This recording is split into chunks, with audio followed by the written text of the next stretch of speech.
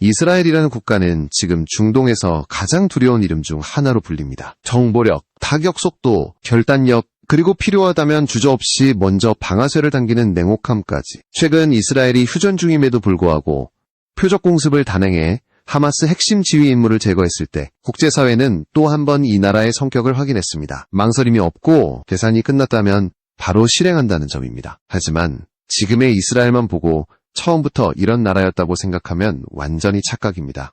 이스라엘의 출발점은 강대국이 아니라 언제 사라져도 이상하지 않았던 극단적으로 취약한 신생국이었습니다. 1948년 건국을 선언한 바로 다음 날, 이스라엘은 국가의 존망을 건 전면전에 들어갑니다. 이집트, 시리아, 요르단, 이라크를 포함한 주변 아랍 국가들이 동시에 공격을 감행했고, 이 전쟁이 바로 1차 중동 전쟁입니다. 당시 이스라엘의 상황은 처참했습니다. 지금처럼 체계화된 공군도 없었고 전차와 장갑차는 절대적으로 부족했으며 탄약조차 충분하지 않았습니다. 국제사회에서의 외교적 고립은 심각했고 전쟁 초반 이스라엘군은 밀리고 또 밀리며 간신히 버티는 수준에 가까웠습니다. 이 시점에서 이스라엘은 한 가지 사실을 뼈저리게 깨닫습니다. 한 번만 져도 국가는 끝난다는 현실이었습니다. 이때부터 이스라엘의 역사에서 가장 중요한 변수가 등장합니다. 바로 미국입니다. 처음부터 미국이 이스라엘을 전폭적으로 지원한 것은 아니었지만 냉전 구도가 본격화되면서 상황은 급변합니다. 미국 입장에서 중동에서 소련 편이 아닌 확실하게 자기 편에 설 수 있는 국가는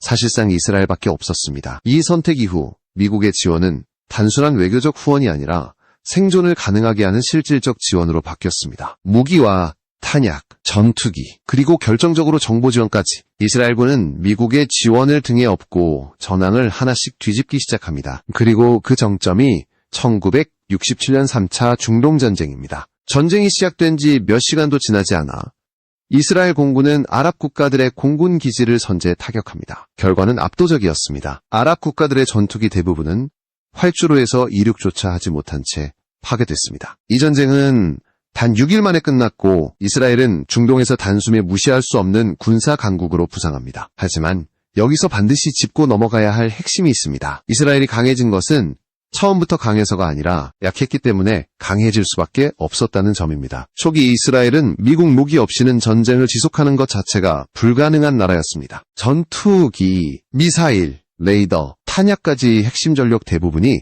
미국 의존이었고 탄약이 떨어지면 미국이 공수로 보내줘야 겨우 전선을 유지할 수 있었습니다. 지금은 아이언돔, 데이비드 슬링, 메르카바 전차 같은 자체 개발 무기체계로 유명하지만 초창기 이스라엘은 독자적으로 만들 수 있는 무기가 거의 없는 상태였습니다. 그럼에도 불구하고 이스라엘이 오늘날 중동에서 독보적인 국방력을 갖게 된 이유는 단 하나입니다. 선택지가 없었기 때문입니다. 사방이 적국이었고 전쟁에서 한 번만 져도 국가는 지도에서 사라질 수 있는 환경, 이스라엘에게 군사력은 전략이 아니라 생존 조건이었습니다. 그래서 이스라엘은 미국을 통해 들어온 무기기술, 항공기술, 미사일 기술을 단순히 사용하는 데서 멈추지 않았습니다. 흡수했고, 해체했고, 분석했고, 결국 자국의 무기산업으로 폭발적으로 키워냈습니다. 복제해서 끝나는 나라가 아니라 재설계하고 개량해 자기 것으로 만드는 나라가 된 것입니다. 그 결과 이스라엘은 어느 순간부터 무기를 수입하는 나라가 아니라 전 세계에 무기를 수출하는 방산 강국으로 변모합니다. 이 모든 과정의 출발점은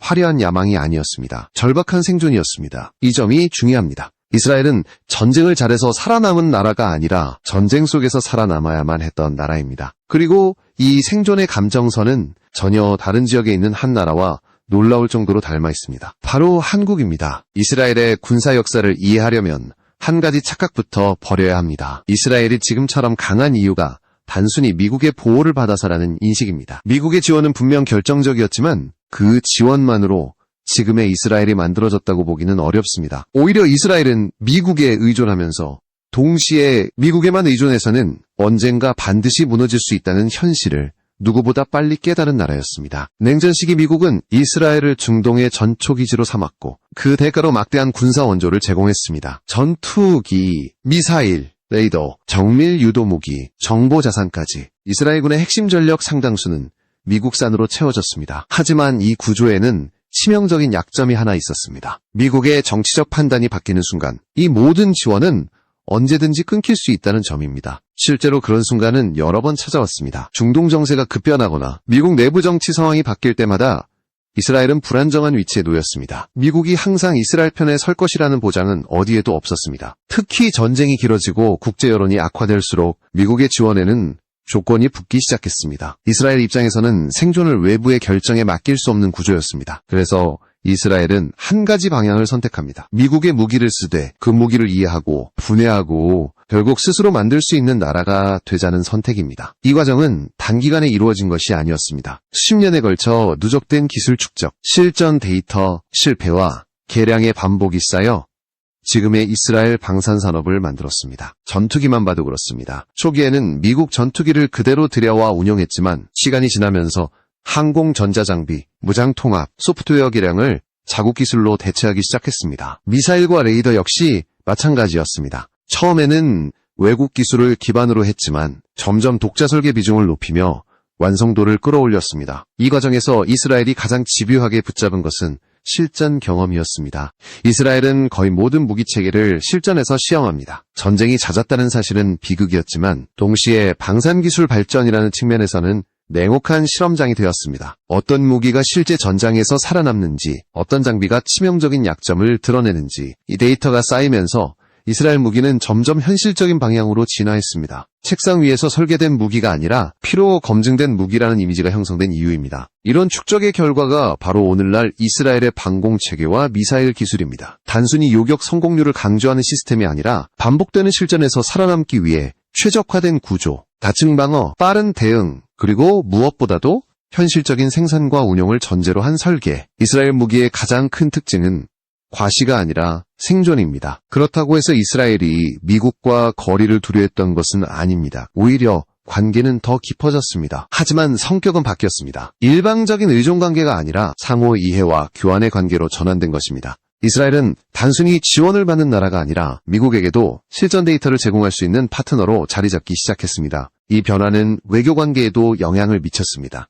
이스라엘은 점점 더 선택적으로 파트너를 고르기 시작했고 모든 국가와 동일한 수준의 신뢰를 형성하지 않았습니다. 형식적인 외교관계와 실제로 등을 맡길 수 있는 관계를 명확히 구분하기 시작한 것입니다. 여기서부터 이야기는 군사기술을 넘어 국가 간 신뢰와 역사인식의 문제로 확장됩니다. 그리고 바로 이 지점에서 일본과 한국에 대한 이스라엘의 시선이 극명하게 갈라지기 시작합니다. 이스라엘이 국가 간 관계를 바라볼 때 가장 중요하게 여기는 기준은 군사력이나 경제 규모가 아닙니다. 그보다 훨씬 근본적인 요소, 바로 역사에 대한 태도와 생존을 대하는 자세입니다. 이 기준에서 일본과 한국은 이스라엘에게 완전히 다른 위치에 놓여 있습니다. 겉으로 보면 일본은 경제 강국이고 기술력도 뛰어난 나라입니다. 하지만 이스라엘은 일본을 쉽게 신뢰하지 않습니다. 이 점은 많은 사람들이 의외라고 느끼는 부분입니다. 이스라엘이라는 국가는 정체성 자체가 홀로코스트의 기억 위에 세워져 있습니다. 기억하지 않는 순간. 학살은 반복된다는 인식은 슬로건이 아니라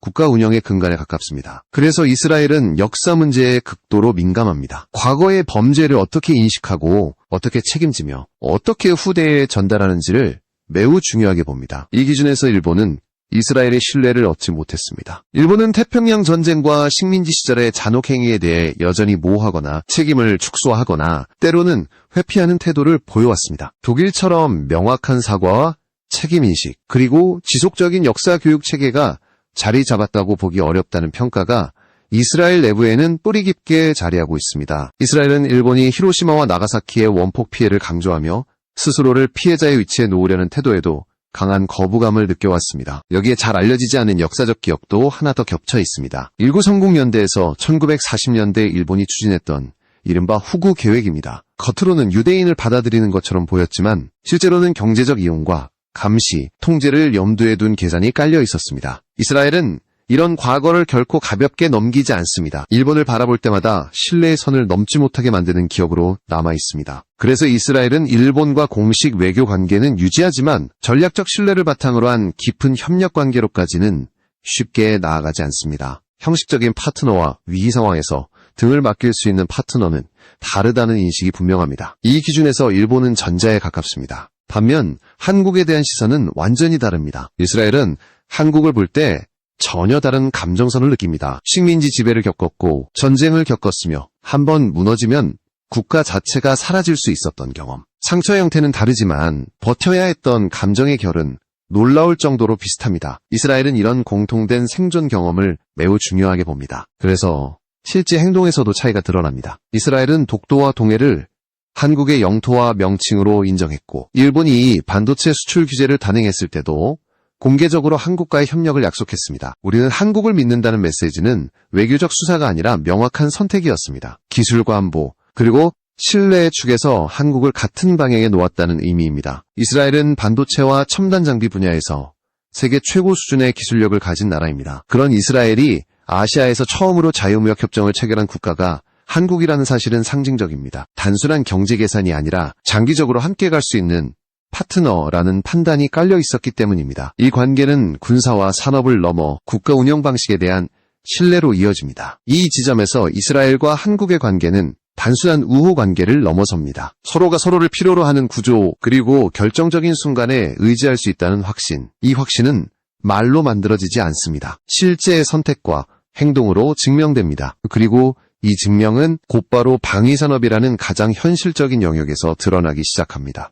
이스라엘과 한국의 관계가 특별해지는 지점은 바로 방위산업에서 가장 분명하게 드러납니다. 단순히 전투기나 미사일을 사고 파는 수준이 아니라 전쟁의 지속을 좌우하는 핵심 요소를 서로에게 맡기기 시작했다는 점입니다. 이건 외교 수사로 설명할 수 있는 관계가 아닙니다. 실제 전장에서 살아남기 위해 선택한 파트너십입니다. 이스라엘이 한국을 신뢰하게 된 결정적 이유 중 하나는 한국의 생산 능력입니다. 많은 나라들이 첨단 무기를 설계할 수는 있습니다. 하지만 전쟁이 길어졌을 때 그 무기를 지속적으로 공급할 수 있는 나라는 극히 드뭅니다.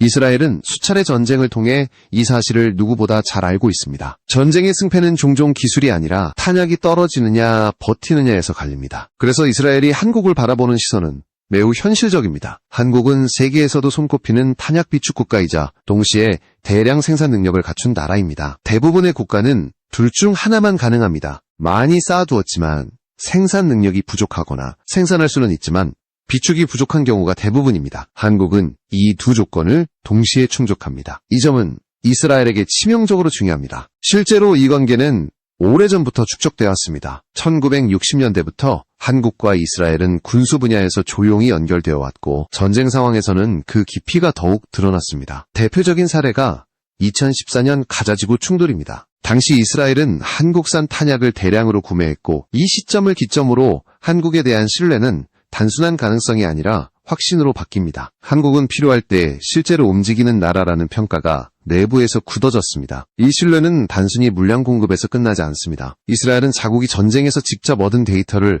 매우 신중하게 다룹니다. 그럼에도 불구하고 한국과는 예외적인 정보 교환이 이루어졌습니다. 중동 전쟁에서 이스라엘이 상대했던 소련제 전차들 T-55와 T-71을 포함한 장비들의 교전 데이터, 명중 패턴, 방호 취약점 같은 정보들이 한국에 전달됐습니다. 이건 단순한 기술 이전이 아닙니다. 전장에서 살아남은 나라들끼리만 가능한 신뢰의 교환입니다. 이 데이터는 한국 전차 개발에 결정적인 영향을 미칩니다. 사격 통제 체계의 초탑 명중률, 방호 설계의 방향성, 전장 환경에 대한 대응 방식까지 이스라엘의 실전 경험이 한국의 설계 철학과 결합되면서 한국 무기는 점점 더 현실적인 방향으로 진화합니다. 책상 위에서 상상한 전쟁이 아니라 실제로 피를 흘린 전장의 조건을 반영한 무기체계가 만들어진 것입니다. 이 관계가 더욱 주목받게 된 계기는 최근의 중동 전쟁입니다. 하마스가 북한제 로켓을 사용했다는 분석이 나오면서 전장의 구도는 더욱 복잡해졌습니다. 전쟁이 길어질수록 이스라엘이 가장 먼저 떠올릴 수밖에 없는 나라, 탄약을 안정적으로 공급할 수 있는 나라, 이 조건에 부합하는 국가는 많지 않습니다. 그리고 그 중심에 한국이 있습니다. 여기에 글로벌 정세까지 겹칩니다. 미국은 우크라이나 전쟁을 지원하기 위해 이스라엘에 미리 비축해 두었던 155mm 포탄 30만 발을 우크라이나로 이전했습니다. 문제는 그 이후였습니다. 중동에서 다시 전쟁이 터졌고 미국은 동시에 두 개의 전쟁을 감당해야 하는 상황에 놓였습니다. 하지만 탄약 생산 속도는 전쟁의 속도를 따라가지 못했습니다. 공장을 돌린다고 하루아침에 포탄이 쏟아져 나오는 것은 아닙니다. 이 전 세계적인 탄약 부족 속에서 한국의 위치는 급격히 달라집니다. 한국은 이미 수백만 발 단위의 포탄을 비축하고 있을 뿐만 아니라 전시 상황에서는 한 달에 수십만 발 단위의 생산도 가능한 구조를 갖고 있습니다. 양뿐만 아니라 품질과 내구성에서도 세계 최상급 평가를 받고 있습니다. 이러니 국제사회가 한국을 주목하지 않을 이유가 없습니다. 이스라엘에게 이 선택은 감정의 문제가 아닙니다. 생존의 문제입니다. 전쟁이 길어질수록 그리고 세계가 탄약 부족으로 흔들릴수록 이스라엘이 기댈 수 있는 파트너는 더욱 명확해집니다. 그리고 그 중심에는 기술과 생산을 동시에 갖춘 한국이 있습니다. 한국 방산이 세계의 중심으로 떠오른 결정적인 이유는 성능이나 가격 하나로 설명되지 않습니다. 진짜 핵심은 속도와 규모입니다. 전쟁이 터지면 가장 먼저 묻는 질문은 이겁니다. 얼마나 빨리 받을 수 있느냐, 그리고 얼마나 오래 버틸 수 있느냐. 이 두 질문에 동시에 답할 수 있는 나라는 지금 세계에서 많지 않습니다. 한국은 이 희귀한 조건을 충족시키는 몇 안 되는 국가입니다. 이 변화는 동유럽에서 가장 먼저 폭발적으로 드러났습니다. 폴란드를 중심으로 한 안보 환경은 최근 몇 년 사이 급격히 악화됐고 기존 서방 무기로는 속도와 물량에서 한계를 드러냈습니다. 그래서 선택지는 명확해졌습니다. 즉시 투입 가능하고 대량 생산이 가능하며 실제 전장에서 검증된 장비, 이 조건을 만족한 것이 바로 한국산 무기였습니다. 전차 분야에서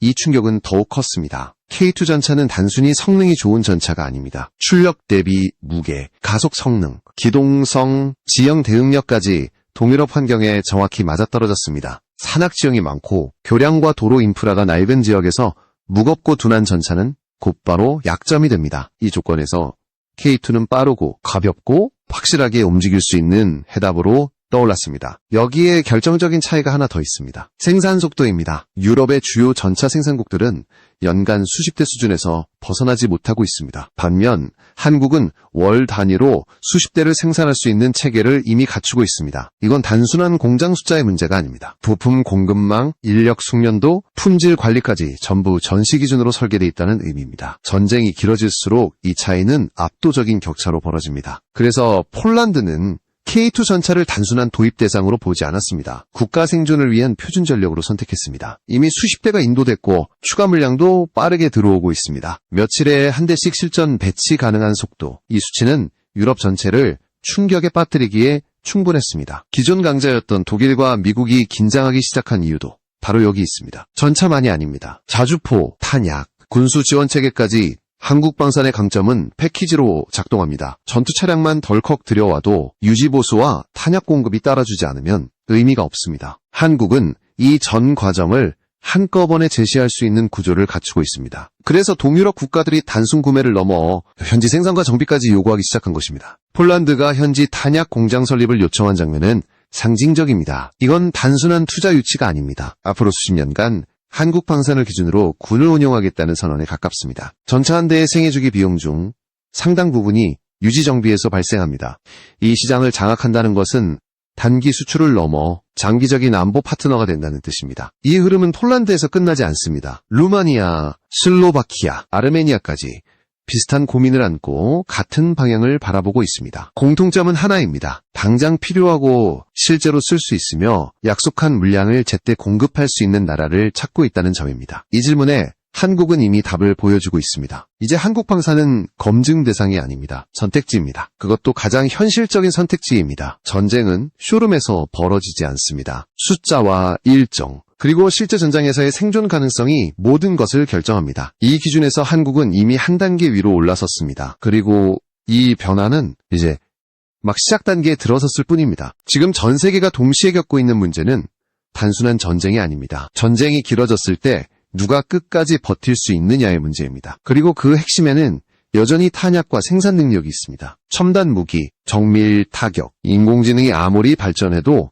전쟁의 마지막을 결정하는 것은 결국 얼마나 오래 쏠 수 있느냐입니다. 이 현실은 우크라이나 전쟁과 중동 전쟁이 동시에 벌어지면서 더욱 분명해졌습니다. 미국과 나토는 탄약 생산을 늘리기 위한 법안과 계획을 쏟아내고 있지만 현장은 다릅니다. 공장을 새로 짓고 인력을 키우는 데는 시간이 필요합니다. 반면 전장은 기다려주지 않습니다. 이 간극이 커질수록 기존의 생산 체계를 갖춰놓은 국가의 가치가 급격히 올라갑니다. 그리고 그 중심에 한국이 있습니다. 한국은 수백만 발 단위의 포탄을 이미 비축하고 있고 전시체제로 전환하면 단기간에 생산량을 폭발적으로 늘릴 수 있는 구조를 갖추고 있습니다. 이건 하루아침에 만들어진 능력이 아닙니다. 수십 년 동안 전쟁을 상정한 산업구조, 군과 산업의 긴밀한 결합, 그리고 실제 위협을 전제로 한 국가 운영 방식이 만들어낸 결과입니다. 말 그대로 전쟁을 가정하고 준비해온 나라의 모습입니다. 이 점에서 한국과 이스라엘은 놀라울 정도로 닮아 있습니다. 두 나라 모두 자원이 거의 없고 지정학적으로 늘 위협에 노출돼 있습니다. 뒤를 항상 봐주는 초강대국이 있다고 믿고 안심할 수 있는 처지도 아닙니다. 그래서 선택지는 하나뿐이었습니다. 기술과 생산으로 살아남는 것. 이스라엘은 미사일과 레이더, 방공 체계를 만들었고 한국은 전차와 전투기, 자주포와 탄약을 하나씩 독자적으로 완성해왔습니다. 이 공통된 생존 방식은 단순한 협력 이상의 감정을 만들어냅니다. 서로를 보며 이해합니다. 저 나라도 우리처럼 끝까지 버텨서 여기까지 왔구나. 그래서 이스라엘이 한국산 무기를 도입할 때 선택하는 품목을 보면 명확합니다. 화려한 전시용 장비가 아니라 실제 전장에서 바로 쓰는 발사체 무기들입니다. 포탄, 탄약, 미사일, 어뢰의 생존과 직결된 것들입니다. 전쟁이 길어질수록 그리고 세계가 동시에 무기와 탄약 부족을 겪을수록 이 선택의 의미는 더 커집니다. 한국은 더 이상 조용한 공급자가 아닙니다. 세계 전쟁의 흐름을 좌우할 수 있는 위치로 올라서고 있습니다. 이는 단순한 수출 증가나 기업 실적의 문제가 아닙니다. 국제 질서에서의 위상이 달라지고 있다는 신호입니다. 한국 방산이 지금 세계의 중심에서 주목받는 이유는 단 하나입니다. 필요할 때 실제로 나온다는 점입니다. 약속한 물량을 약속한 시간에 전장에서 바로 쓸 수 있는 품질로 제공할 수 있는 나라. 이 조건을 만족하는 국가는 많지 않습니다. 그래서 선택지는 점점 좁혀지고 시선은 자연스럽게 한국으로 모이고 있습니다. 이 흐름은 일시적인 현상이 아닙니다. 전쟁의 양상이 바뀌어도 탄약과 생산 능력이라는 본질은 변하지 않습니다. 그리고 이 본질을 가장 냉정하게 이해하고 준비해온 나라들이 앞으로도 살아남습니다. 한국과 이스라엘이 바로 그런 나라들입니다. 버텨본 나라들만이 다음 선택을 할 수 있습니다.